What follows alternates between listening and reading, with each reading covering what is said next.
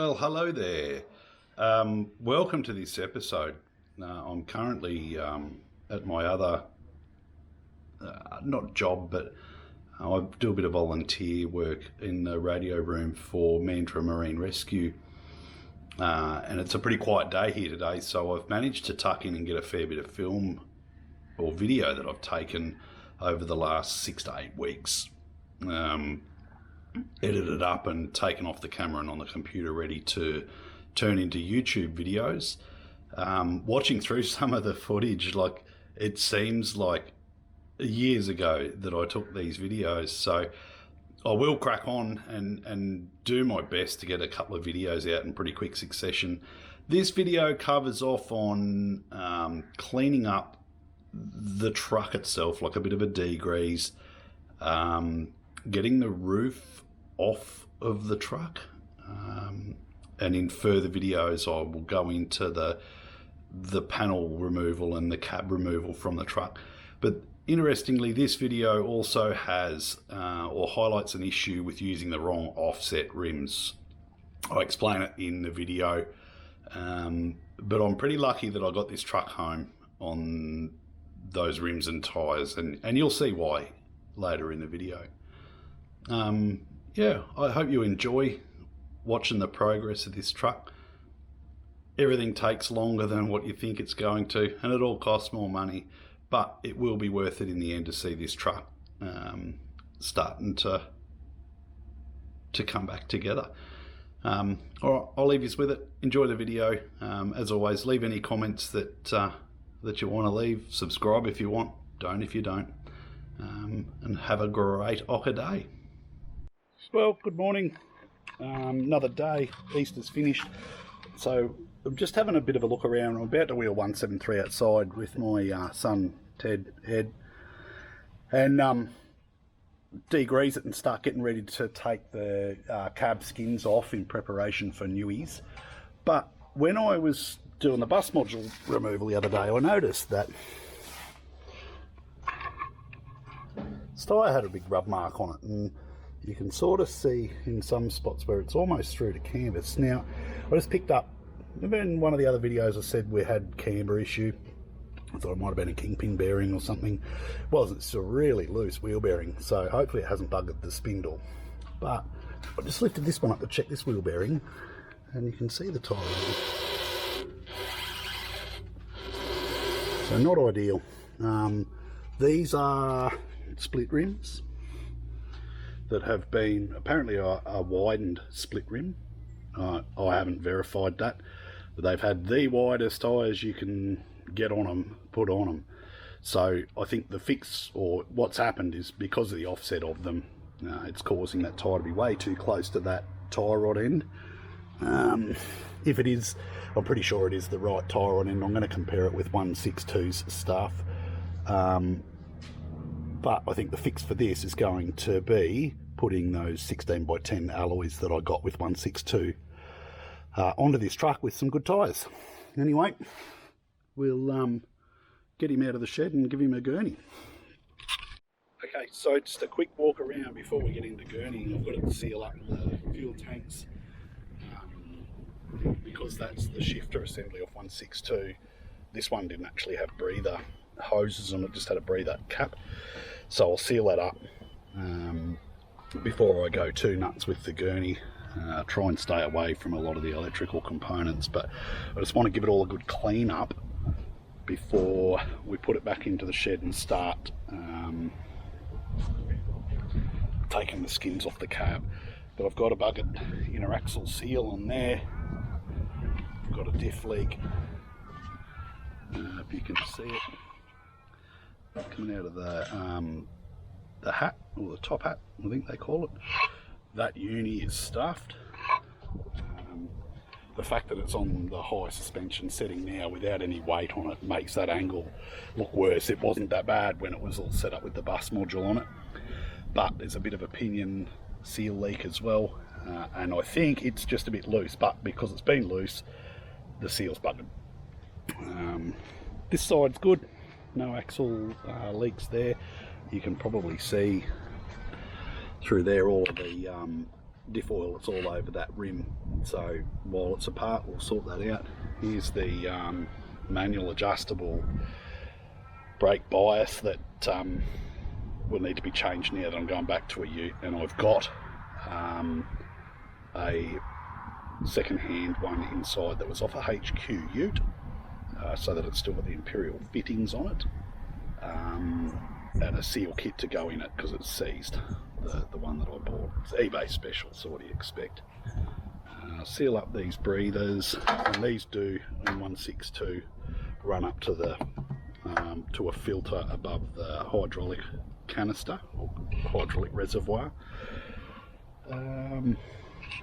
Yeah, so just give it a general gurney down, get rid of all of the grease out of here so I can inspect the pins, sort out that tyre issue. Engine's got a fair bit of oil all over it, but again, it's going to get 162's engine, which doesn't leak any oil or coolant. These bumpers will come off. They will end up on 162. It's a chassis extension without doing a chassis extension, which is pretty cool. So, no bus module. Get rid of all of the oil and grease, the screens out of it too. I'll take a quick shot of that because we're going to lift that this bar, which I don't like. I'm going to swap it for a factory one, and get rid of some of these lights that can only have 4 driving lights, and we've got 2, 4, 6, 7 of them extra at the moment, and 2 of them are actually supposed to go in here. I've got some new ones to go in there to put it back to a factory look, but like all of the, I need to sort out the location or the locator fastener or tabs for the quarter turn screws to go in there. Here's the screen out. It's actually not too bad. There is a little bit of rust down in the bottom section here that needs to be cleaned up and sorted out. It's far better than 162's screen. 162, all of this is gone, so I need to have a chat and get some advice on how best to repair that before it goes together. But yeah, the visor will come off and the skins will come off it after we finish gurneying it, and we'll start the process of building 173 into its single cab ute phase of its life. Alright, I'll leave you with it. We'll do a bit of time lapse while we're gurneying.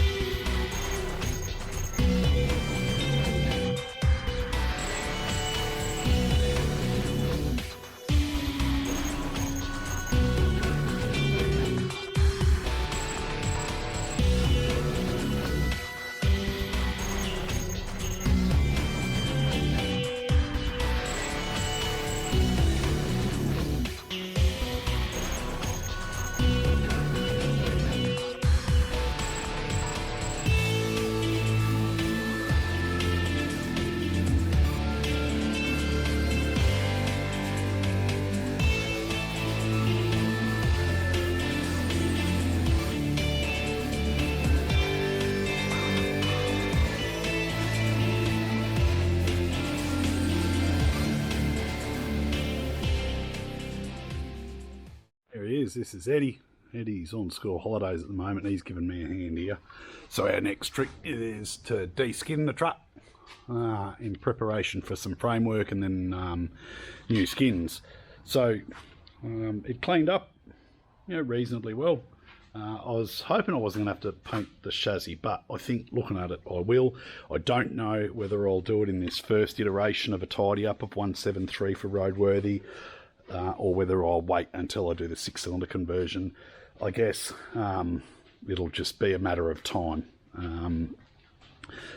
Here's something that annoyed me today.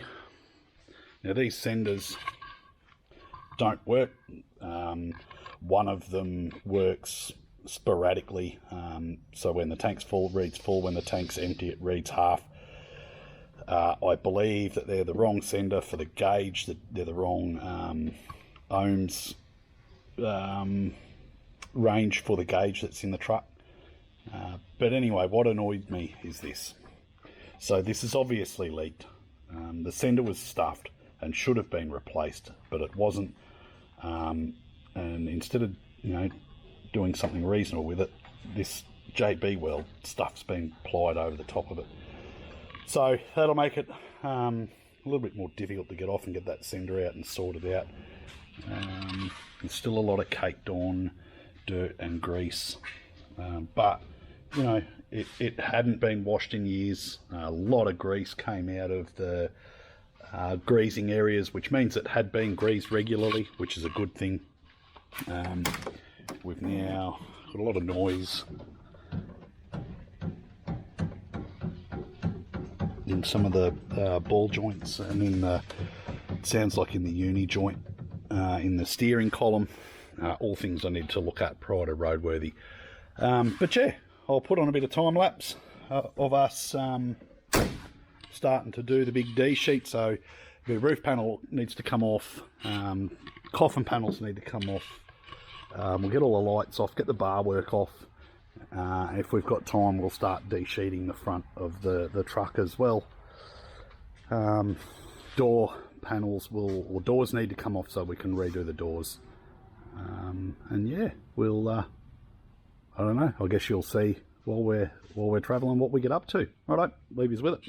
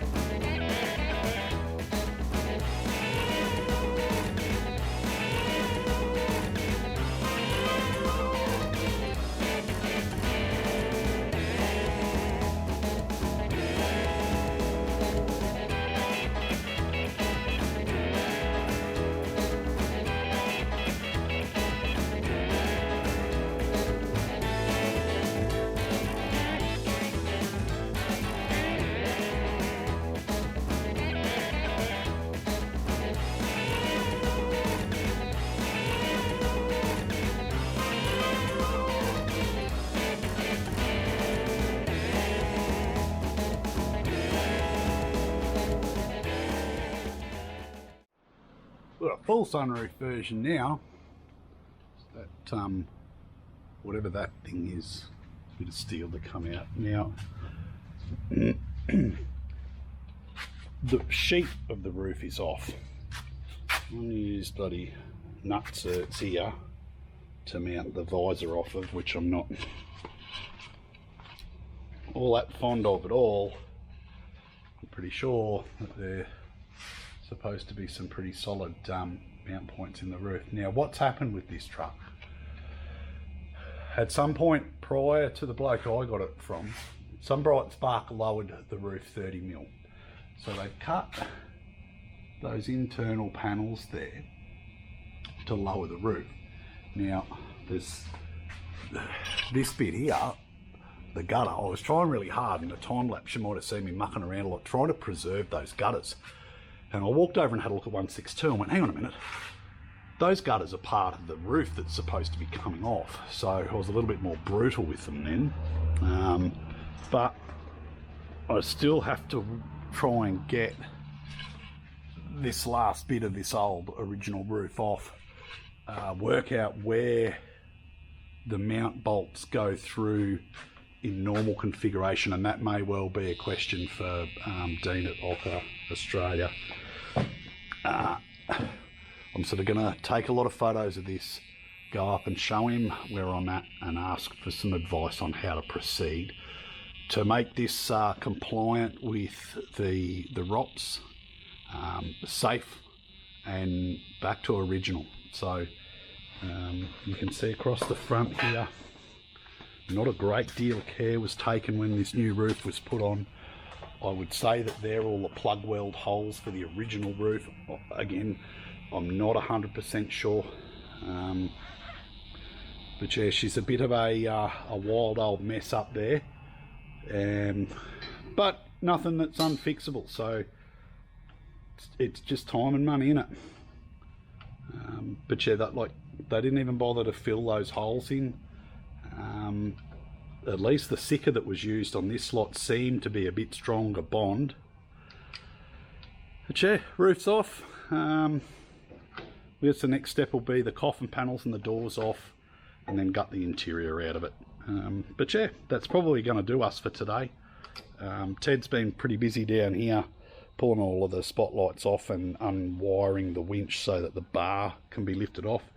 The bar off that truck, and please excuse the mess over there. We're just leaving stuff out as we're going. It'll be clean up in the morning before I start any more work, but that bar is going to go onto this truck for now, and I'll find another bar to go on that truck eventually.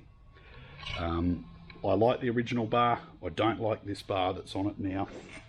I'm not all that thrilled with the quality of the welds on the tabs for a start. And once you start grinding them back, it shows it, and it looks terrible. I don't like that you can't open the doors to get to the headlights because the hoops aren't high enough. And if I can just sneak around here, because I'm going back to the original headlight setup and look for this truck, or a twin 5x7 high-low beam setup, I don't know. This hoop will be in the road of the lights, so it has to go. All right, we'll just spin you around. That's going to be it for me for today. I'll get some more done tomorrow. It's been good. Spend a bit of time over here with Ted in the shed. Oh, the battery went flat while we were gurneying and degreasing. So here's how it's come up. Or did I show you this before? Oh yeah, I did, because I showed you the bodgy JB weld over on that tank over there. But yeah, 173. Giddy up. Okay, good morning. Let's go this way. Good morning. Well, it's actually afternoon. Bit of a slow start to the day today. Ed's gone to spend the day with his mum, and after the last couple of days of working over here, I'm absolutely sore. So, very quiet day today. I'm still going to do a little bit, but nothing too strenuous, and I'm waiting on OKA All-Terrain to get back to me with some advice and some parts quotes for some cab skins. So if I haven't heard anything back from them by the end of the day, I'll try and give them a call tomorrow. I was hoping to sort of get up there tomorrow and pick some stuff up, but you know, it all depends on their availability and what parts are available on the shelf for me. But one of the things that I uncovered yesterday was that when this truck rolled over and skidded down the road, here is one of the bolts that was used for the sun visor mount. It's an Allen key bolt, and see, like I'll just bring this screen up because the screen turns off, but there we go. So see how it's all gravel rashed, caved in, and there was no way I was getting an Allen key into that. I used a socket. Now, my dad gave me these years ago. They're a Worth socket, or it comes in this kit here. Now remember, look, none of my stuff is sponsored. Everything that I have, I've bought with my own money, with exception of a couple of things like this set that my dad gave me. The Plymouth up there is my inheritance from Dad. But these are a spiral socket. Now what's special about them is if you've got a rounded bolt and you can't get it out, these things, you throw it on the end of a 1/2-inch drive ratchet, hook into it, and the spiral wound bit bites and helps you undo the bolt, or in this case that Allen key or Allen headed bolt that was used to hold on the sun visor. These are worth their weight in gold. I use them a lot.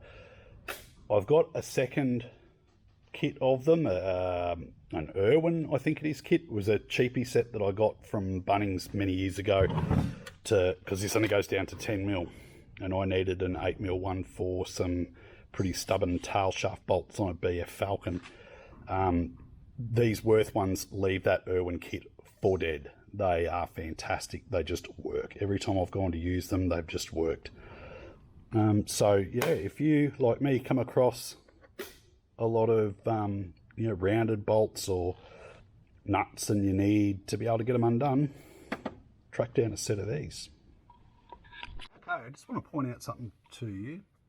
So these rims and tyres, they're a split rim with 315/75/16 tyres on it, or on them rather, which is equivalent to a 35-inch tyre. These split rims have been widened, and the gentleman that owned it before me put the widest set of tyres he could possibly fit on the rims. All good, yeah? Not really. Slight problem. The offset's not right on these split rims for running these wide tyres. This is a bit of a problem. Hopefully the video will show the groove that's been worn in this sidewall, and in a couple of spots we're down to canvas because that ball joint rubs on the tyre. So not only is it expensive now because I need to replace this tyre, it's also dangerous. This could have burst. Luckily the tyres are, were fairly new, fairly strong. They put up with it for the trip home, and I didn't even notice it. And I was reasonably thorough with my walk around of this truck each morning before I set off on the daily drive. However, there was a hell of a lot of grease and stuff under here that was cleaned up fairly well with the gurneying we did yesterday. But I noticed this when we lifted the bus module off and went, why? I thought it might have had something to do with either a worn ball joint, buggered kingpin, or wheel bearing.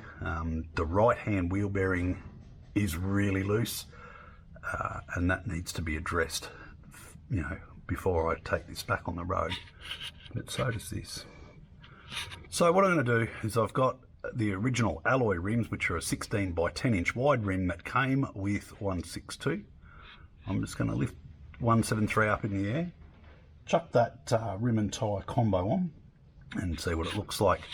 I never wanted to keep split rims on this truck. A couple of reasons. One, I don't like them. The concept is brilliant, able to change a tyre on the side of the road, but they are dangerous. And I don't know, you can't quote me on this, I wouldn't take it to the bank, but I don't think many tyre shops actually deal with split rims anymore, just due to the inherent danger with them.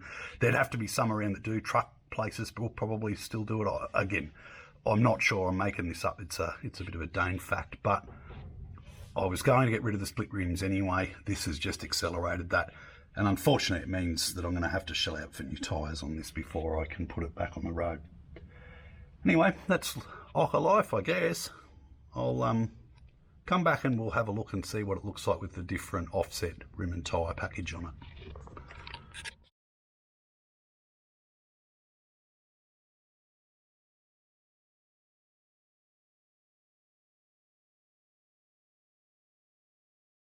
Just a quick swap of the rim there, and would you look at that? Oop. Heaps more room. Heaps more room. I really like the look of these rims on this truck, but there are a couple of problems, and I remember now. When I got 162, I was like, I don't know how this is going to go long term. So whilst, they look awesome,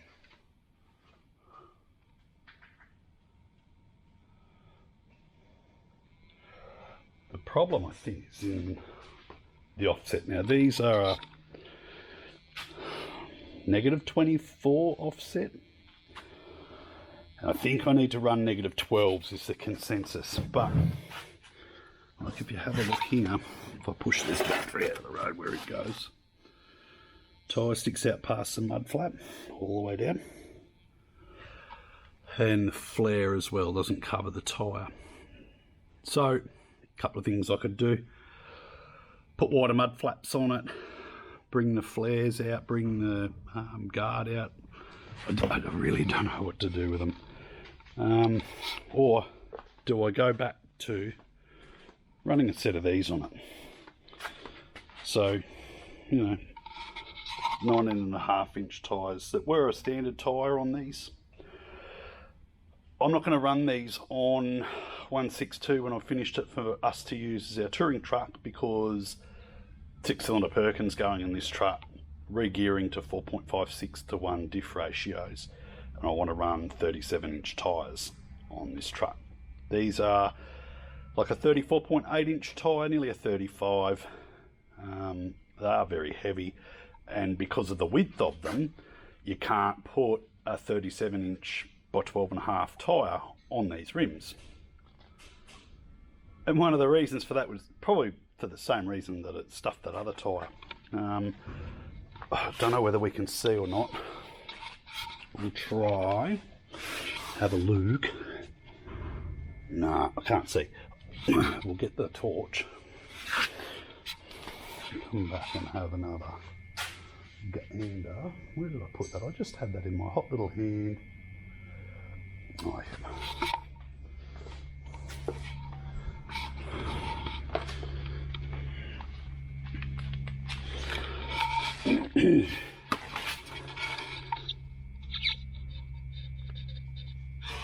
So there's a clearance there too, right? So perhaps 173 will sport these painted black, look like they used to before. Factory OKA rim. I don't think they look all that bad on these trucks, and maybe even keep them white, because I'm going to keep 173 the white colour. This one is probably, well, I'm 99.98764% sure is going to be a maroon colour. Toyota Barossa red or something, or Merlot red they call it. That's the colour I'm thinking of doing this one. This one will be another Toyota colour, but I think it's diamond white is the closest that you can get to the original OKA colour that's, you know, available as a touch-up anywhere. Yeah, it's a shame, because I really do like the look of those alloy wheels. Anyway, if anyone's got any suggestions, chuck them up in the comments and we'll go from there. You know, do I muck around and extend the flares out and guard out, or do I just cut my losses and move these on for somebody else? They'll clean up all right. They were pretty grubby when they came to me on 162, but I just rubbed a bit just to see if they were going to come up all right, and they would. But yeah, all right, leave you with it.